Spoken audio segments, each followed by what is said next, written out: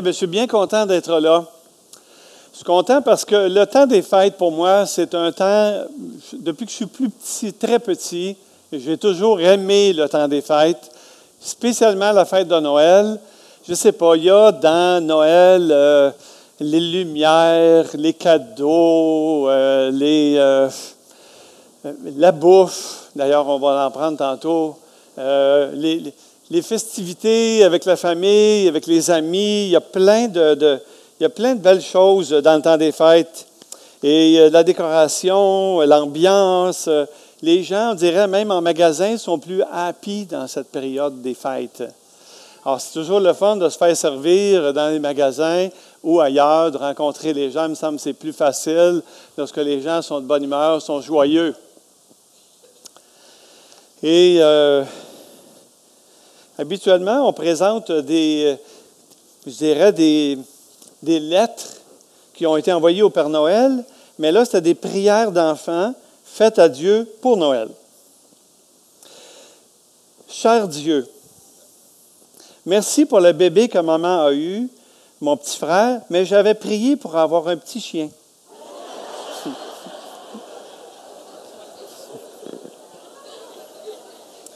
Cher Dieu, est-ce vrai que parce que mon père dit des gros mots, il n'ira pas au ciel? Cher Dieu, la Bible dit que tu es un Dieu jaloux.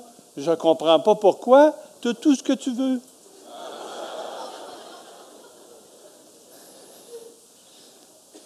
Seigneur, est-ce que je pourrais avoir un poney? Je ne t'ai jamais rien demandé. Tu peux vérifier?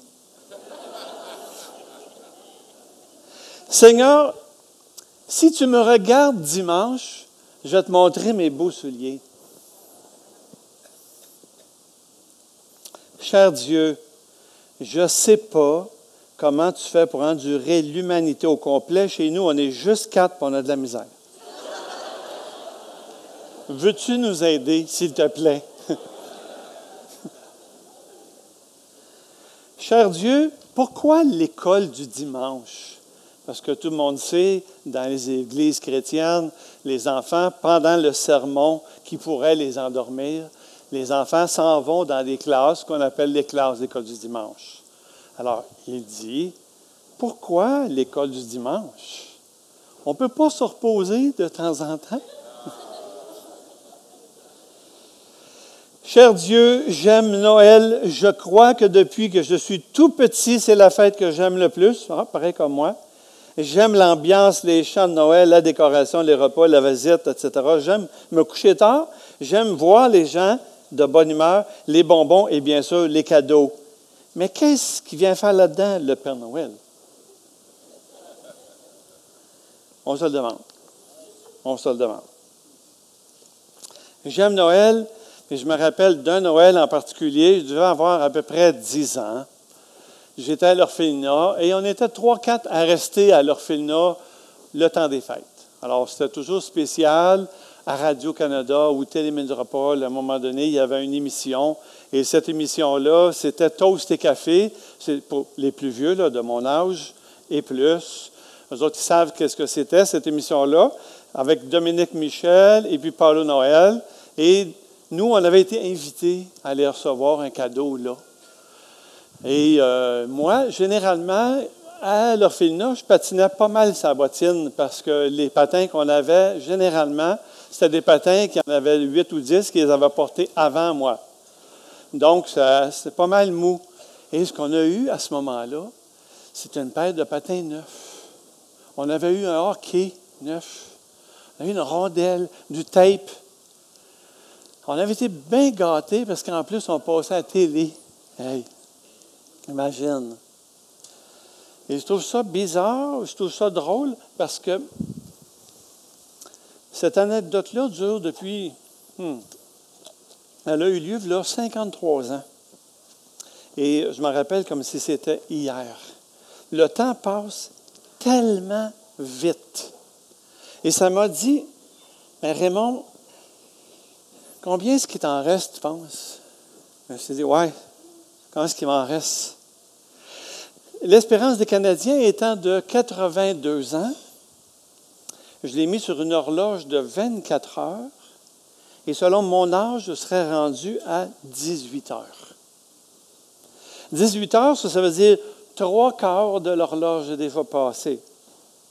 À 75 ans, je vais être rendu à 22 heures.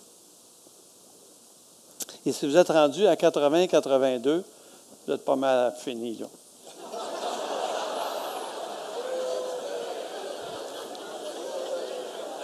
Il y en a-tu qui sont plus hauts que ça? Dans le fond, ce que je suis en train de vous dire, c'est que vous vivez sur du temps emprunté. Ah oui. Du temps en extra. Et la Bible nous dit, dans le psaume 90, « Nous voyons nos années s'évanouir comme un son. » Et quand j'ai vu ça, ça a fait « fini. » Juste pour nous dire que ça ne dure pas longtemps, une vie. Jacques, le frère de Jésus, ajoute « Car qu'est-ce que votre vie? Une vapeur qui paraît pour un peu de temps et qui disparaît. » Paul va ajouter « Le temps est court. » Et tous ceux qui ont un certain âge sont capables de dire « Ouais, c'est vrai que le temps passe vite. » Mais j'aimerais ça qu'on regarde une vidéo. Le passé. Passé, présent, futur. Le présent un jour deviendra passé. Le futur deviendra présent. Et de ce même présent, il deviendra passé. Vous avez tous déjà reçu un présent dans le passé. Et le passé peut être composé de 2 éléments. Donc, on a le bon et le mauvais, que les spécialistes appellent souvenirs. Et c'est pour ça que certains diront encore que le passé peut être encore présent dans leur tête. Et là, vous vous dites, « Wow, qu'est-ce qui vient de se passer? » Eh bien, on va passer à autre chose. Non, le temps est déjà passé. Alors, certains diront que mon intervention était trop longue et d'autres passées. On peut pas changer le passé.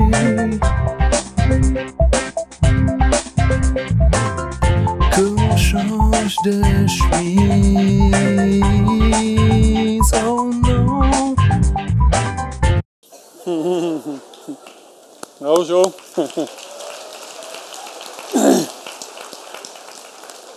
On a comme ça des petits farceurs dans l'Église.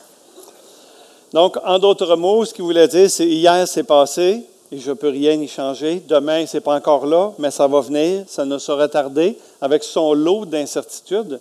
Et aujourd'hui, c'est là le seul moment qu'on est capable d'agir un peu.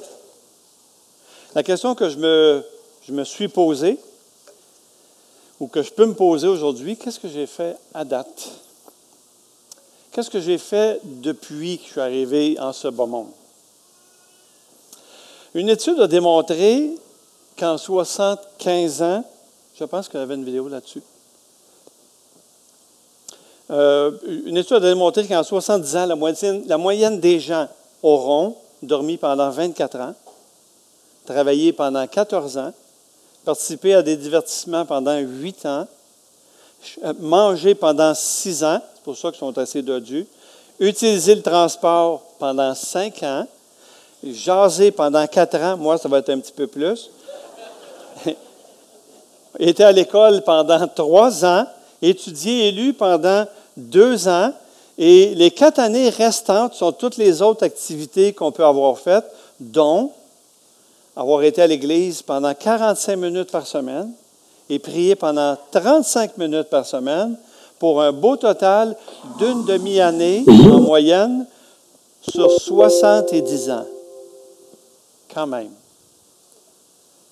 Aller à l'église et avoir prié pour une demi-année sur le total de nos 70 ans. C'est pas beaucoup. C'est pas beaucoup pour la personne qui a donné la vie à chaque créature qu'il y a sur la terre. C'est pas beaucoup, mais ça se comprend. On va voir un petit peu plus loin. Mais si vous voulez reprendre l'exercice vous-même, juste pour savoir comment vous utilisez votre temps et combien vous en avez consacré en lien avec Dieu, quand vous allez avoir fait l'exercice, réfléchissez un petit peu sur à ce que Jésus a dit et que servirait-il à un homme de gagner tout le monde s'il perdait son âme? Je vais faire comme Guilla, la question qui tue. Est-ce que vous êtes arrivé au point dans votre vie spirituelle, si vous deviez mourir aujourd'hui, vous seriez certain d'aller au ciel avec Dieu? La fête de Noël, c'est ça, ça va autour de ça. Ce serait vraiment extraordinaire si on pouvait le savoir, non? Les gens espèrent, les gens le souhaitent, les gens pensent qu'ils peuvent y aller. Il y en a d'autres qui disent, ben oui, on y va, je suis certain. Vous savez, la Bible a été écrite justement dans le but précis qu'on le sache. Or, ça dit dans 1 Jean 5, 13, « Or, ces choses ont été écrites afin que vous sachiez que vous avez la vie éternelle. » Donc, ce n'est pas quelque chose qu'on peut juste se demander puis avoir une certaine incertitude, mais on peut avoir cette certitude-là. Une certitude, on pourrait même l'avoir aujourd'hui. Et c'est pour ça que le titre du message d'aujourd'hui, c'était « Un cadeau avant Noël ». Parce que vous pourriez avoir ça, cette certitude-là, que si vous mouriez, vous seriez avec Dieu pour l'éternité. J'aimerais ça pouvoir vous dire combien j'en suis venu à être certain d'avoir la vie éternelle, puis comment vous pouvez le savoir. Mais avant, j'avais une autre petite question à vous poser. Pourquoi, si vous mouriez aujourd'hui et que vous retrouviez dans la présence de Dieu lui-même, puis qu'il vous demanderait « Pourquoi je devrais te laisser rentrer au ciel? » Qu'est-ce que vous y répondriez? C'est sûr que là, j'ai mis un choix de réponse, mais il pourrait en avoir plus que ça. Bien, moi, Dieu, je pense que je pourrais aller au ciel parce que je suis une bonne personne. Je vais à l'église 2 fois par semaine. C'est quand même assez pieux, ça, là. Je fais des prières. Je fais de tort à personne. J'aime tout le monde. J'aide mon prochain. Et même, je suis croyant, là, même si je ne suis pas pratiquant. C'est pas mal, ça, mon pasteur Raymond? Ben oui. Si vous faites tout ça, là, juste vous êtes bon. Ben oui. Je savais ce matin que l'Église Fusion vous donnerait quelque chose, quelques cadeaux en vous invitant à participer, particulièrement à notre célébration, les chants de la chorale, le dîner, un sac cadeau, parce que tous ceux qui ont des billets aujourd'hui, ils vont avoir un sac cadeau, ils vont être bien contents d'avoir ça. Je savais aussi que vous auriez la possibilité d'avoir le plus gros cadeau que la terre a reçu. Et c'est ce qu'on célèbre durant la fête de Noël dans toutes les églises du monde entier depuis plus de 2000 ans. Le cadeau avant Noël. Commençons à dire, mais comment? Il y a une bonne nouvelle. Le ciel, ça dit dans la Bible, le ciel est un don gratuit. Dans Romains 6, 23, ça dit, le don gratuit de Dieu, c'est la vie éternelle. C'est un cadeau. Et un cadeau, en ce qui me concerne, généralement, je n'ai pas besoin de le payer. Il m'est donné. Un cadeau, c'est quelque chose qu'on peut recevoir, mais on n'a pas besoin de défrayer pour. Et la vie éternelle, le ciel, c'est un cadeau. On ne peut ni le gagner, ni le mériter. C'est par grâce que vous êtes sauvés, nous dit la Bible, et cela ne vient pas de vous, c'est le cadeau de Dieu. Ce n'est pas par ce qu'on a fait quelque chose ou qu'on mérite quelque chose. Ça nous dit ici, ce n'est pas par les œuvres, ni nos mérites, afin que personne ne se glorifie. Donc, ce n'est pas par la prière, ce n'est pas par la religion, ce n'est pas par l'Église. Je vais à l'Église, je vais faire toutes sortes de bonnes choses. Tous les choix étaient bons tantôt. Mais ça nous dit ici, si c'est un cadeau, je n'ai pas besoin de rien faire pour l'avoir. Et ça, à mon sens, à moi, c'est le vrai sens du cadeau de la fête de Noël. C'est vraiment intéressant. Ce que je veux dire par là, je ne dis pas que c'est mauvais d'être une bonne personne. Puis d'ailleurs, vous faites bien de continuer d'être une bonne personne. Moi, j'aime les bonnes personnes. Mais vous vous rappellerez dans l'histoire sainte probablement que plusieurs d'entre vous, vous avez déjà lu même dans la Bible, il y avait quand même quelqu'un à côté de la croix de Jésus qu'on appelle le bon larron. Il ne devait pas être si bon que ça pour être sur la croix, mais bon, on l'appelle le bon larron. Et cet homme-là, juste pour vous témoigner de ce que je viens de vous dire, on n'a pas besoin de rien faire de bon pour aller au ciel, parce que ce larron-là, le Seigneur lui a dit, « Aujourd'hui, je te le dis, tu vas être avec moi dans le paradis. » Il n'a pas été à la messe, il n'a pas été à l'église, il n'a pas prié, il n'a rien fait de semblable. La seule chose qu'il a faite, la seule chose qu'il a dit, c'est « Seigneur, souviens-toi de moi quand tu vas revenir dans ton règne. Souviens-toi de moi. » C'est la seule chose qu'il a faite. Et le Seigneur lui a dit, « Je vais m'en rappeler. Tu vas être avec moi dans le paradis. » Le ciel est un don gratuit. On ne peut ni le gagner, ni le mériter. Et si le larron était capable de passer par là sans mérite, est-ce que je peux vous faire une petite suggestion? Si jamais vous ne vous sentez pas assez fin, assez bon, de rappeler au Seigneur, quand vous le verrez, rappelez-lui qu'il y en a un qui était comme vous. Puis tu lui as dit qu'il pourrait rentrer au ciel pareil. Il n'y a pas un chrétien, il n'y a pas une personne ici-bas qui est empêchée d'y aller au ciel. Sur la base de ce que je viens de dire. Il n'y a pas besoin de gagner son ciel. Ah, c'est vrai, d'habitude. Puis c'est la raison pour laquelle on a de la misère avec ça. On n'est pas sûr de pouvoir aller. Il me semble qu'on ne se sent pas assez fin pour être capable d'y aller. Et la raison, c'est parce que depuis qu'on est tout petit, on se fait dire, si tu veux quelque chose dans la vie, il faut que tu travailles pour. Si tu veux réussir dans tes études, il faut que tu étudies.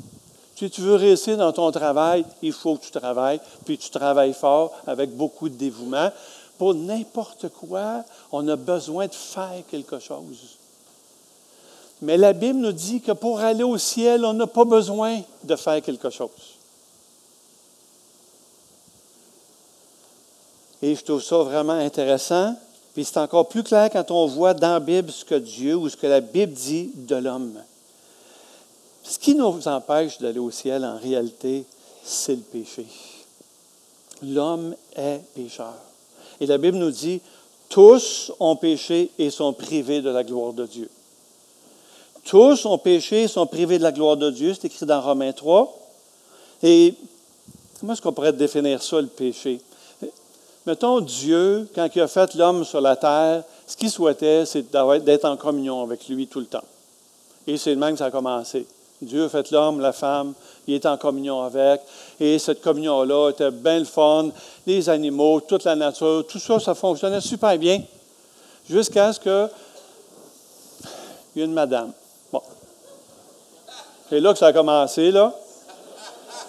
Mais la madame a dit, « Ben moi, il manque une chose dans la vie. » Parce que, vous savez, quand on est dans la perfection du début, qu'on marche avec Dieu, qu'on parle avec Dieu, tout est facile, là. Mais il y avait un arbre là, dans le jardin, il fatiguait. Elle a dit, « Il me semble que j'aimerais ça avoir ça. J'aimerais ça manger de cet arbre-là. » Et elle en a pris. Mais elle avait reçu un avertissement avant.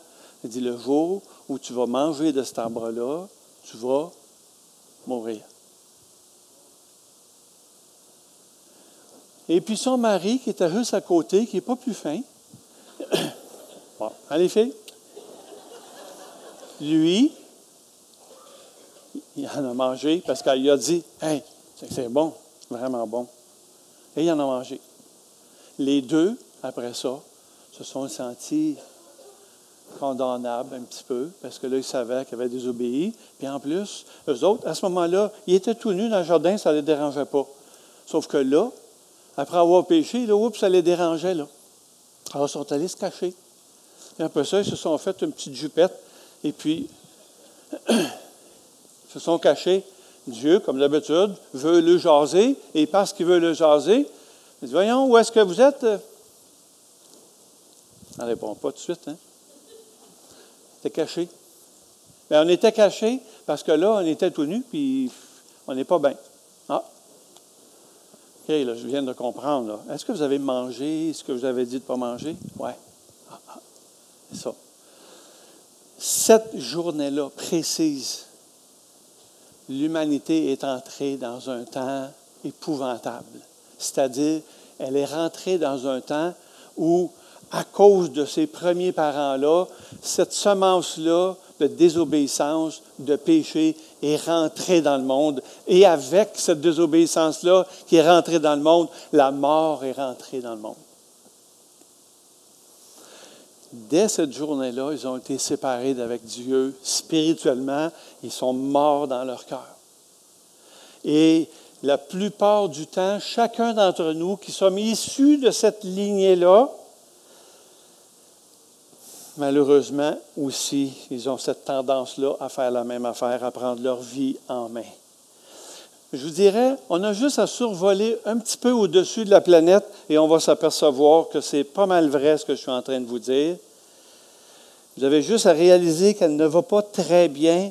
Je regardais cette semaine, guerre au Pakistan, en Iran, en Chine, en Turquie, en Corée du Nord, en Syrie. Regardez les guerres contemporaines sur Wikipédia, vous allez voir, c'est épouvantable. Vous pensez à des personnages comme Poutine, puis pas la Poutine de chez Burger King, mais Trump, le terrorisme. Ici, on ne pensait pas qu'on serait un jour capable d'avoir ça, mais on en a. On va aller un petit peu plus loin que ça. Je vous dirais même la haine est tellement viscérale dans la vie des gens, de plusieurs personnes aujourd'hui.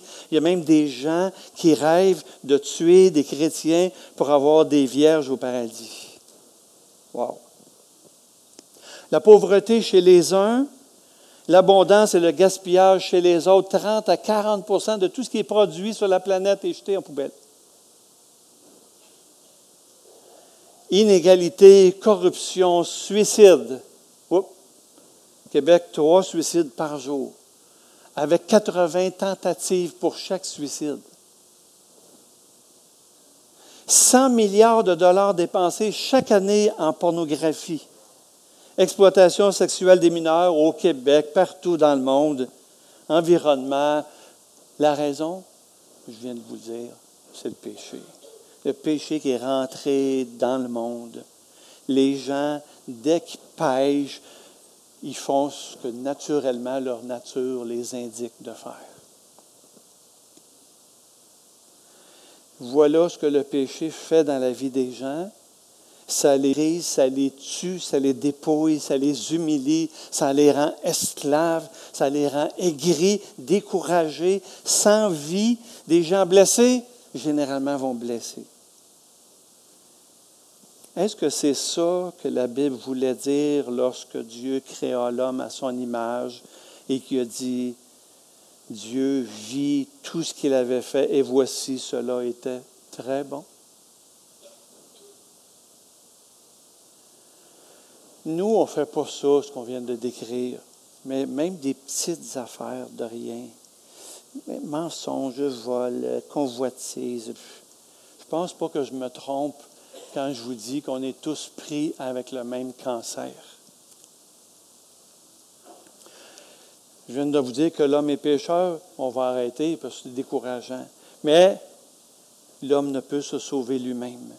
Proverbe 14 dit, « Telle voie paraît droite à un homme, mais son issue, c'est la mort. » J'ai un peu de consolation, et vous aussi probablement, quand vous vous comparez avec quelqu'un qui est pire que vous. Là, tu dis, ouais, pas pire, moi je peux y aller, mais pas lui, parce qu'il est pire que moi. Le barème, c'est quoi? Mais quand je me compare avec ce que Dieu m'a donné comme précepte dans la Bible, oups, là, je me sens pas parfait, mais pas du tout. Parce que comme la Bible le dit aussi, ça dit « Soyez donc parfaits comme votre Père céleste est parfait. » On est loin de ça. Nous aussi, nous étions morts dans nos offenses. Et des fois, on se dit, on n'est pas si pire que ça parce que nous autres, on ne les accumule pas, les erreurs qu'on fait. Mais Dieu, lui, comptabilise tout ce qu'on fait. Pas pour nous les reprocher, mais juste pour que tantôt, quand on va passer devant lui, il va être capable de dire, voilà ce que tu as fait. Et généralement, les gens que je vais rencontrer sont beaucoup plus fines que moi, beaucoup meilleurs que moi. Et à cause de ça, chaque personne, je me compare avec eux autres. Fait que je dis, ouais, bon, moi, si ces gens-là pêchent une fois par jour, ils sont très, très, très bonnes. Et moi, je vais pour 10. Mais admettons qu'on fait une moyenne de 3. Une moyenne de 3, là, on est rendu à peu près 1000 par année. Puis au bout de 10 ans, j'ai 10 000. Puis au bout de 70 ans, on est rendu à... Oui, c'est ça, 70 000. Ouais. Et nous, on va être capable de dire, je suis capable de rentrer au ciel avec mes 70 000 délits, mes désobéissances. Je veux dire, Dieu, laisse-moi rentrer parce que je suis une bonne personne. Je ne sais pas si ça va passer. Je ne penserais pas.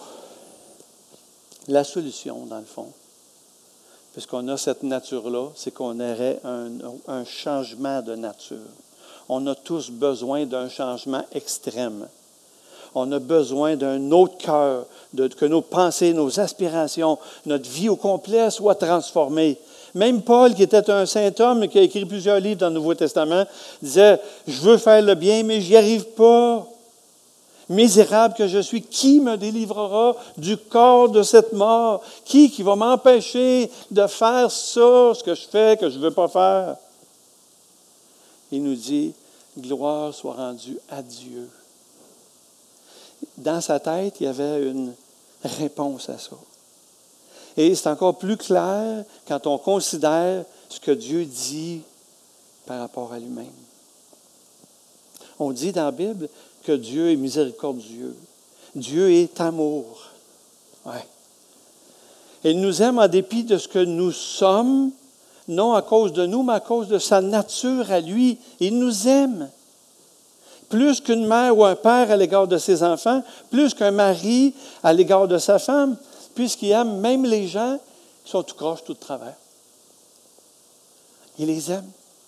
Dieu dit, je ne veux pas que le méchant meure, je ne veux pas que le pécheur meure, je veux qu'il soit libre, je veux qu'il vive, je veux qu'il ait une belle vie. Et initialement, c'est ça que Dieu veut nous redonner à nous. Quand on regarde Noël, c'est exactement ça qu'on est capable d'aller chercher. Moi, j'aimerais ça vous poser la question, combien croient ici que Dieu les aime? Juste enlever la main, là, juste comme ça. Ouais. Ouais. Que Dieu est amour. Ouais. La plupart.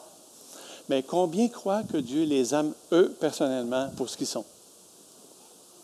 Ah, quand même. Quand même. C'est bon. Très bonne expérience. Oui. La plupart du temps, les gens ne sentent pas que Dieu les aime personnellement. Et c'est probablement ce qui empêche que ces gens-là entrent dans sa présence plus qu'une demi-année au cours de leur vie. Les deux plus grands commandements dans la Bible, c'est « Aime Dieu de tout ton cœur, de toutes tes forces, de tout ce que tu es, puis aime ton prochain comme toi-même. » Ça résume toute la Bible au complet. Comment est-ce qu'on est capable de dire qu'on aime Dieu de tout notre cœur, de toutes nos forces et notre prochain, quand on vient de réaliser le constat qu'on a? On a de la misère de rentrer dans sa présence. Bien, il y a une raison à ça. C'est parce que je ne le vois pas, Dieu. Donc, puis, quand j'ai l'impression que je vais à l'église, je ne me sens pas bien nécessairement. Et je ne me sens pas bien parce que je ne le connais pas. Vous savez, nos amis, on aime ça les rencontrer, puis c'est nos amis. Puis on ne se dit pas, ouais, il faudrait bien que je aille voir mes amis. Il faudrait bien que je leur parle. Pourquoi on ne fait pas ça? Parce qu'on les connaît. Puis parce qu'on les connaît, on a développé des liens avec eux autres. Et parce qu'on a des liens avec eux autres, on les découvre, on apprend à les aimer. Ça pourrait être aussi la solution qu'on a aussi à l'égard de Dieu. Je vous dis, plus vous allez le connaître, plus vous allez vouloir être en sa présence. Plus vous allez être en sa présence, plus vous allez l'aimer. Moins vous allez le faire, moins vous allez avoir le goût et moins vous allez y aller dans sa présence. Mais c'est notre nature. On a de la misère avec ça. Il faut que j'y aille. J'aime pas ça, on va aller à l'église. De l'autre côté, on dit Dieu est amour. Il aime les gens. Non seulement il les aime beaucoup. Puis non seulement il les aime beaucoup, mais je ne sais pas si vous le saviez, mais il vous connaît tous autant que vous êtes. Chacun d'entre vous. Il vous aime tous autant que vous êtes. C'est ce que je voulais dire. Il vous aime autant, les uns les autres. Fin pas fin, il vous aime. Fin pas fin, il est prêt à vous aider, à vous bénir, à faire tout ce qu'il faut pour que vous ayez une belle vie. Et qu'il n'y ait pas toutes sortes de travers. Dieu veut avoir ces liens-là d'amitié, d'intimité avec vous, avec les humains. Le connaître, comme je vous le disais, c'est l'aimer de plus en plus. Dieu sait tout de votre vie. Il sait même le nombre de cheveux que vous avez sur la tête. Bon, je vois qu'il y en a qui n'en ont pas beaucoup, mais il sait quand même comment vous en avez. Dieu n'est pas seulement un Dieu qui aime, mais est un Dieu qui le prouve de bien des manières. D'ailleurs, on est capable de lire dans Actes des Apôtres, dans le Nouveau Testament, quelque chose de vraiment intéressant.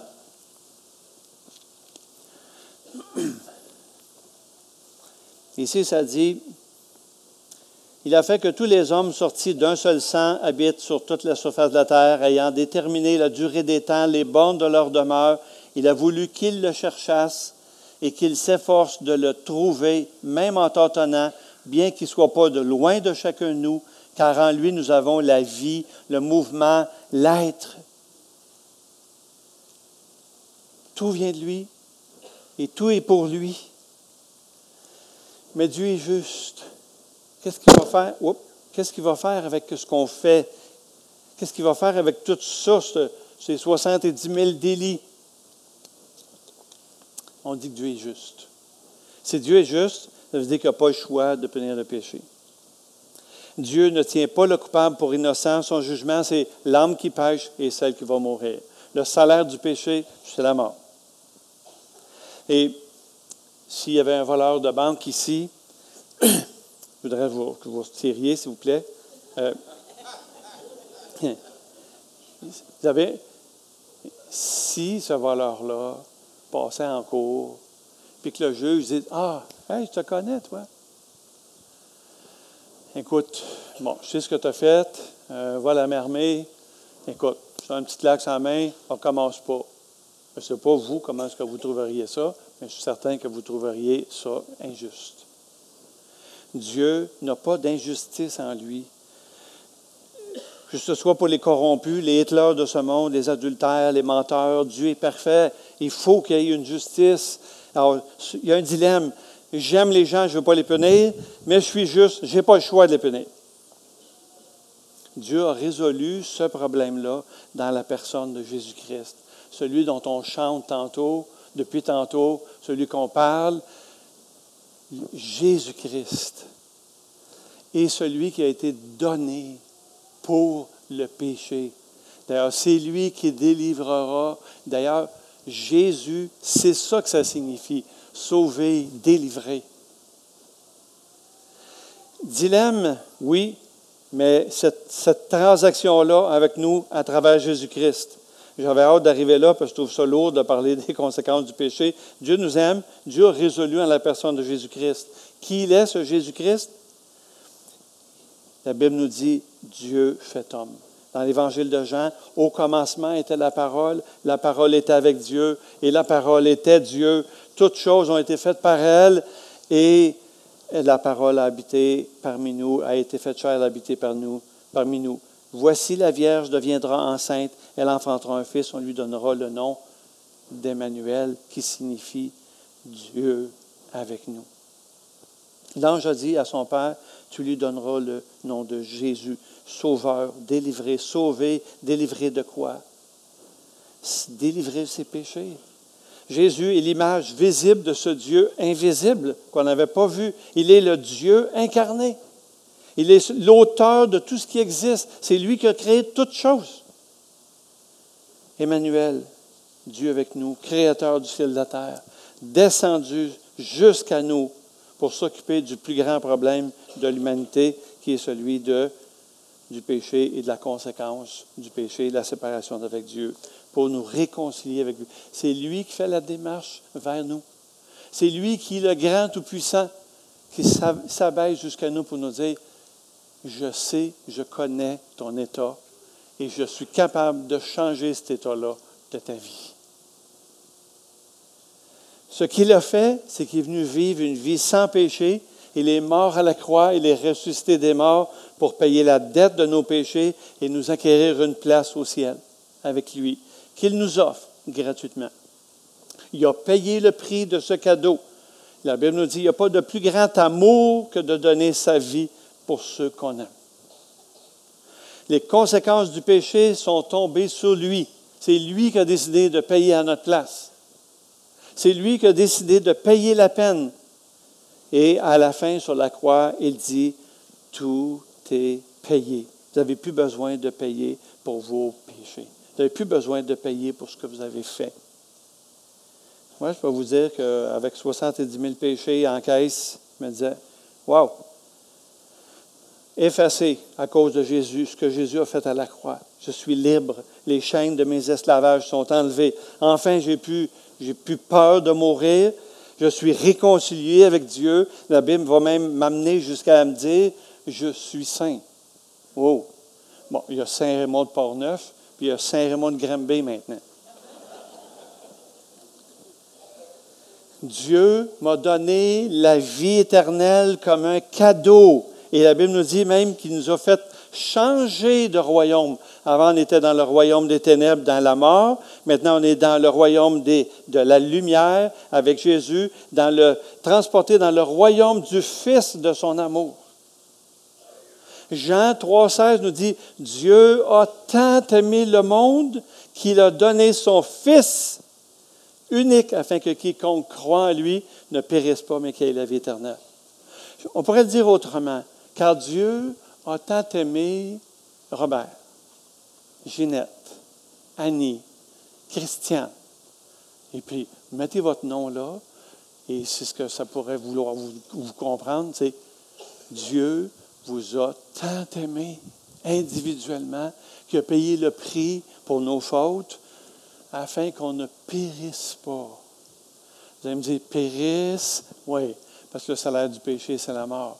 Et si je reste dans cet état-là et que je meurs dans cet état-là, je vais être éternellement séparé de Dieu. Vous allez me dire, ah oui, vous croyez ça?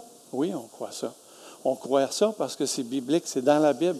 C'est ça que Dieu nous démontre. Et pas parce qu'on veut que les gens s'en aillent séparés de Dieu, mais Dieu met devant nous la vie et la mort. Jésus-Christ, la vie, sinon c'est vous. Chacun d'entre nous autres, on va avoir des comptes à rendre à Dieu tantôt. Pour tout ce qu'on a fait, soit bien, soit mal. Maintenant, ce qu'il nous dit ici, c'est que pour éviter qu'on ait à payer pour ce qu'on a fait, Dieu, on est capable de croire en lui. Son plan, il est parfait. Son plan, il est magnifique. Puis il nous dit, ce cadeau-là, il y a une façon de le recevoir, c'est juste par la foi. Ah, ben là, parfait. Moi, j'ai la foi. Oui, mais quand on parle de la foi dans la Bible, c'est pas juste dire oui, je crois en Dieu, je crois que Jésus est venu sur la terre. C'est plus que ça. Parce que la Bible nous dit, les démons aussi croient en Dieu, mais ils tremblent. Donc, il y a une manière de croire qui sauve et il y a une manière de croire qui ne nous sauve pas. Cette manière de croire qui sauve, ce n'est pas non plus celle de dire, bon, on va en voyage, Dieu, fais ça pour moi, OK, protège-moi. J'ai acheté un billet de loto, j'aimerais ça gagner. Seigneur, mes enfants sont tannants, j'aimerais ça que tu les étouffes, que tu m'aides à les élever comme il faut. Protège-moi en voyage, donne-moi ce que j'ai de besoin, donne-moi à moi. C'est pas ça cette fois-là non plus, parce que si ça arrête seulement qu'après nos demandes, la foi, c'est plus que ça. C'est plus que de croire que Dieu peut me donner des cadeaux à tous les jours, répondre à toutes mes requêtes personnelles. Mais je n'ai pas plus de relation avec lui le reste du temps. La foi qui sauve, la Bible nous dit, c'est une foi qui croit pas juste en Dieu, mais qui croit Dieu lorsqu'il dit « Il n'y a pas d'autre nom par lequel vous puissiez être sauvés que le nom de Jésus-Christ. » Le seul moyen d'aller au ciel, c'est à travers Jésus-Christ. Si vous acceptez que Jésus-Christ ait payé à la croix pour nos offenses, les vôtres, les miennes, si vous acceptez ça dans votre cœur, et vous vous détournez de vos péchés et vous venez à lui en disant « Seigneur, sauve-moi », le Seigneur nous dit qu'il va nous sauver là. Et c'est le seul moyen qui a été donné sur la terre par lequel on puisse être sauvé. Maintenant, ma question ce matin, est-ce que je veux recevoir le pardon de mes péchés? Est-ce que je veux rétablir ma relation avec Dieu? Et par le fait même, comme conséquence, ça va être une relation qui va être renouvelée pour toutes les autres autour de nous. J'aimerais ça que vous regardiez 2 témoignages. Et je vais terminer après ça. Francine? Bonjour, mon nom est Linda Poulin et voici mon témoignage. Moi, je suis née dans une famille dysfonctionnelle, avec un père alcoolique, avec tout ce que ça implique, beaucoup de violence verbale, beaucoup de violence physique et beaucoup d'autres choses. Fait que ça a fait de moi une fille très malheureuse. Ça a fait de moi une fille très craintive. Puis ça a amené beaucoup de blessures dans ma vie. Puis mes parents aussi se sont séparés à différentes reprises dans notre vie. Puis ça a amené que là où je pensais peut-être trouver une certaine sécurité dans une nouvelle famille, on a trouvé encore de la violence, encore beaucoup de méchanceté. Puis un jour, il y a quelqu'un qui est arrivé dans une classe. C'était un prêtre catholique.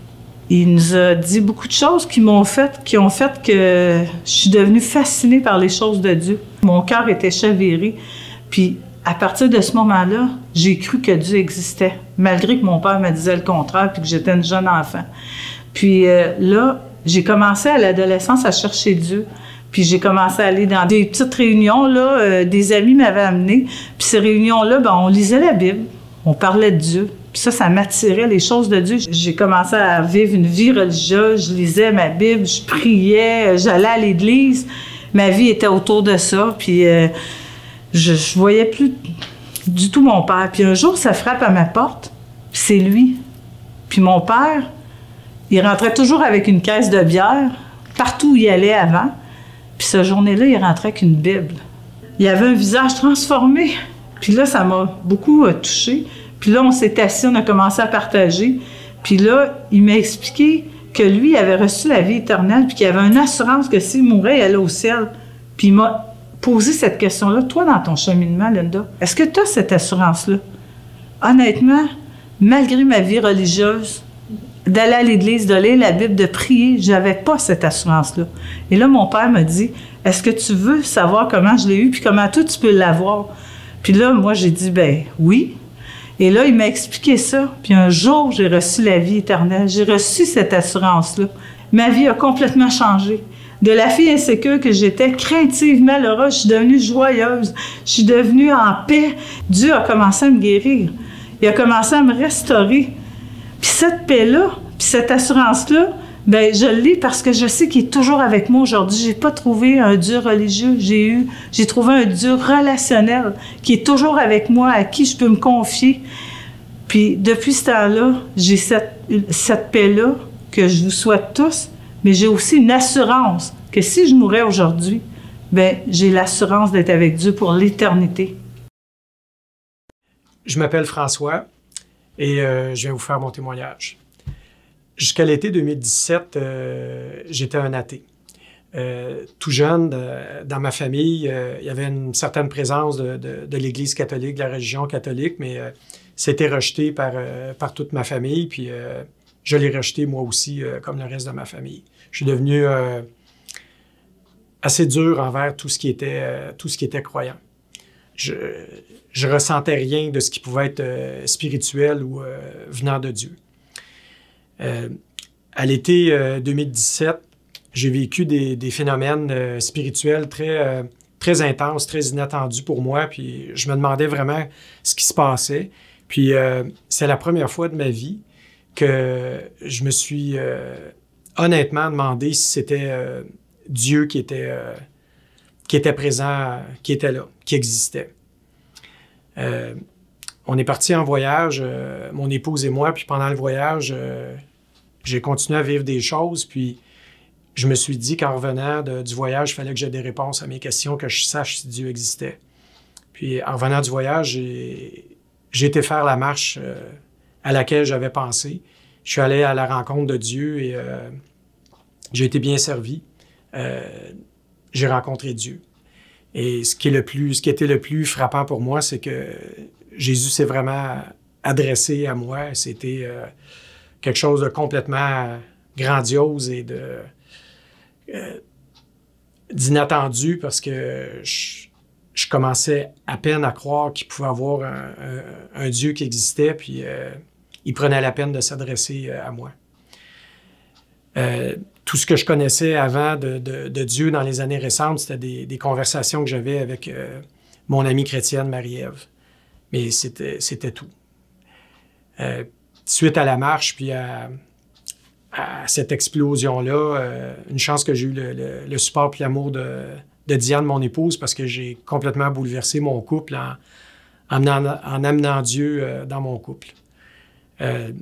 Depuis ce temps-là, je réalise que j'ai une vie différente, que ma vie a changé, qu'elle est plus belle, qu'elle est plus simple, que je me fais dire que je suis différent, que je suis plus le même qu'avant. Même dans ma famille où tout le monde est athée, ils me disent que je suis pas la même personne qu'avant.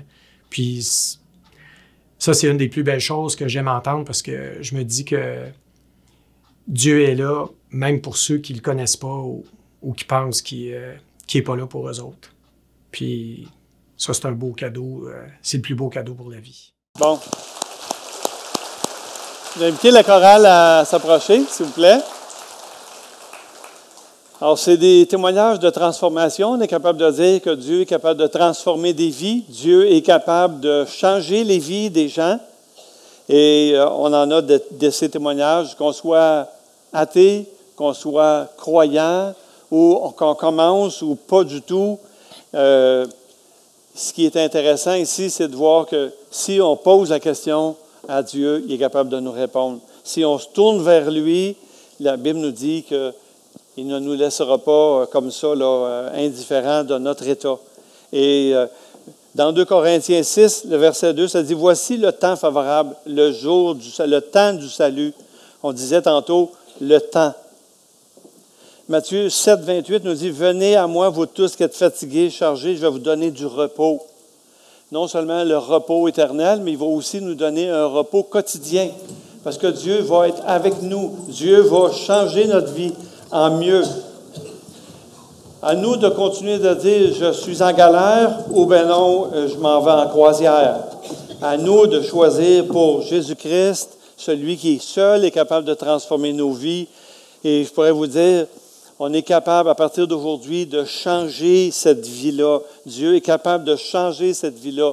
Mon scénario d'horreur, allé jusqu'à présent, est capable de changer dans quelque chose de magnifique. On est capable d'écrire de nouvelles pages de notre histoire. Et des pages avec la présence de Dieu dans notre vie. Et ça va changer le tout. Je peux vous dire même que ça fait plus de 40 ans que c'est arrivé dans ma vie et je n'ai pas regretté une seule minute de ça. Parce que Dieu transforme la vie. Dieu donne son pardon. Dieu aide chaque jour celui qui se fie à lui, celui qui se confie en lui. Et ça peut être la même chose pour vous. Or, je vous écris ces choses afin que vous sachiez que vous avez la vie éternelle, vous qui croyez au nom du Fils de Dieu. La Bible nous dit, à ceux qui l'ont reçu, elle a donné le pouvoir de devenir des enfants de Dieu, lesquels sont nés de Dieu. On est nés de nos parents charnels et Dieu nous a donné une nouvelle vie spirituelle et cette vie spirituelle-là va se poursuivre jusque dans l'éternité. Notre vie, comme je le disais au tout début, elle fait ça. C'est fini. Celle que Dieu donne, a fait, moi je ne suis pas capable de taper assez longtemps pour... elle dure. Dieu est là, il se présente à nous, et la seule chose qu'on a besoin de faire, c'est de se repentir de nos péchés, recevoir Jésus-Christ comme notre Sauveur, le suivre chaque jour. Je ne dis pas aller à l'église chaque jour. C'est comme je vous disais tantôt, quand je vais aller voir mes amis, je ne me dis pas, il faut que je aille voir mes amis. Un jour, vous allez avoir une relation personnelle, intime avec Dieu, et cette relation personnelle et intime avec Dieu va vous donner le goût d'y aller, de faire des choses qu'avant vous n'aimiez pas, et là, vous allez commencer à aimer. La chorale va chanter.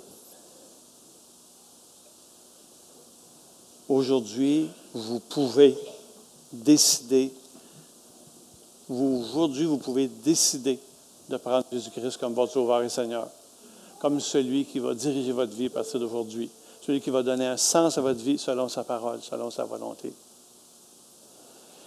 Pendant qu'on va chanter, je vais même vous encourager à vous lever. Vous pouvez vous lever déjà, si vous voulez. Ça va vous détendre un petit peu. Pendant qu'on va chanter, si vous n'avez pas pris cette décision-là à date. Attends. Ouais. Okay.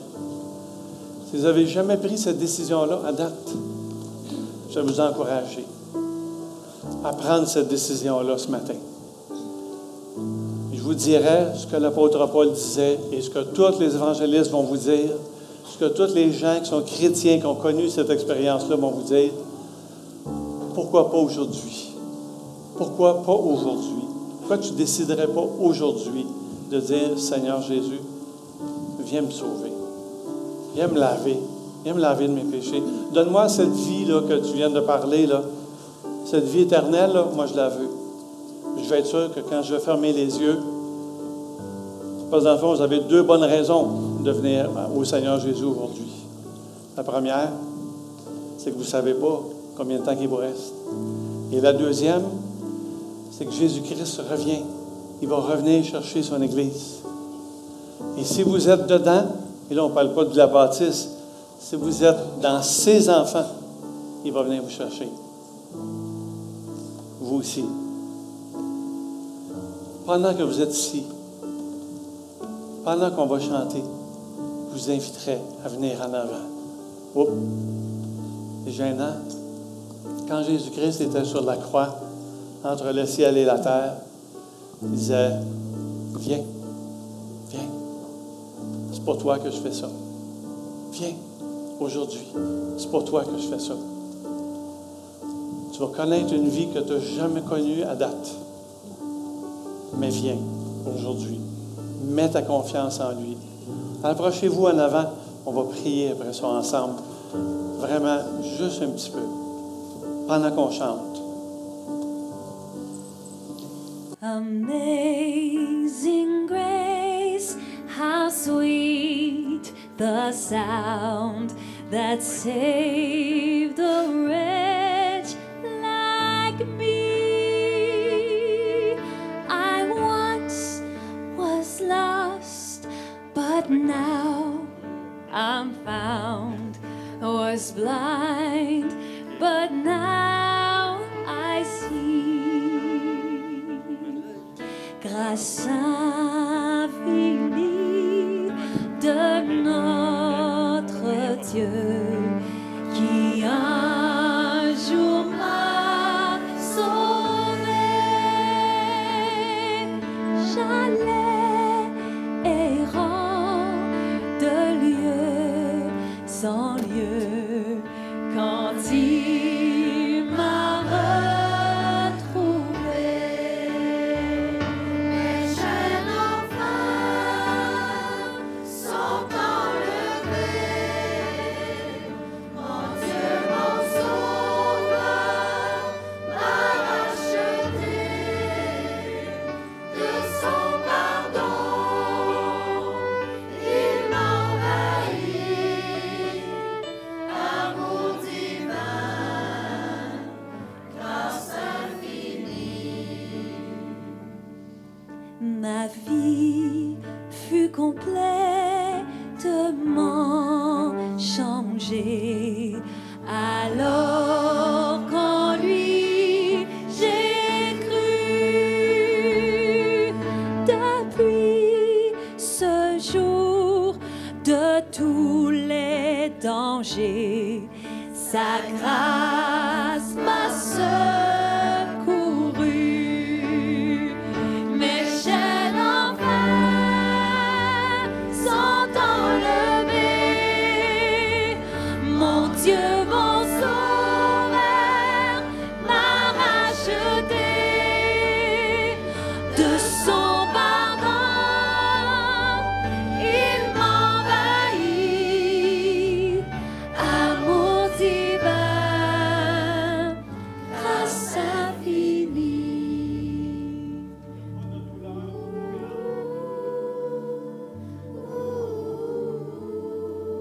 Est-ce que je suis encore pris? Oui. Il n'y a pas de douleur trop grande que le Seigneur ne peut restaurer. Il n'y a pas de crime trop grave pour être pardonné. Il n'y a pas de tristesse trop grande pour être consolé. Il n'y a pas de dépendance trop ancrée qui ne puisse justement faire tomber. Pas de travail trop difficile qui ne puisse être entrepris. Ce que Dieu a dit qu'il va faire, il est capable de le faire. Rien n'est impossible à Dieu. Aujourd'hui, vous pouvez venir à lui aujourd'hui. Ah, vous n'êtes pas obligé de venir en avant à partir de votre banc. Prenez cette décision-là. Donnez-vous cette assurance-là. Pendant qu'on finit. Mes chaînes enfants sont enlevées. Mon Dieu, mon Sauveur, m'a racheté de son pardon. Il m'envahit. Amour divin, grâce infinie.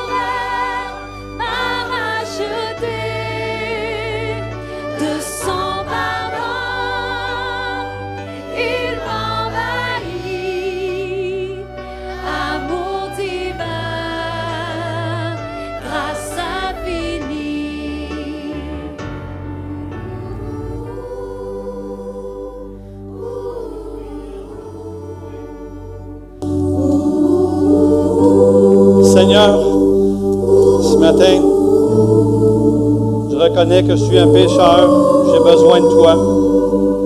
Je vois que la condamnation me pèse au-dessus. Mais je viens à toi, Seigneur Jésus, pour être pardonné. Que tu puisses faire de moi une nouvelle personne. Une personne digne de toi, digne du Créateur que tu es. Et si je suis ici aujourd'hui, c'est parce que je veux justement remettre ma vie entre tes mains et te suivre jusqu'au bout, Seigneur. Peu importe. Peu importe ce qui va se passer. En Jésus-Christ. Amen. Amen. Mes chaînes enfin sont enlevées. Mon Dieu, mon Sauveur, m'a racheté. De son pardon, il m'envahit. Amour divin, grâce infinie. J'aimerais vous souhaiter un bon Noël, un bon dîner. J'ai invité David juste pour la suite. Soyez bénis, chacun d'entre vous. Encore une fois, merci beaucoup à la chorale. Merci, Pasteur Raymond, pour la parole, le message.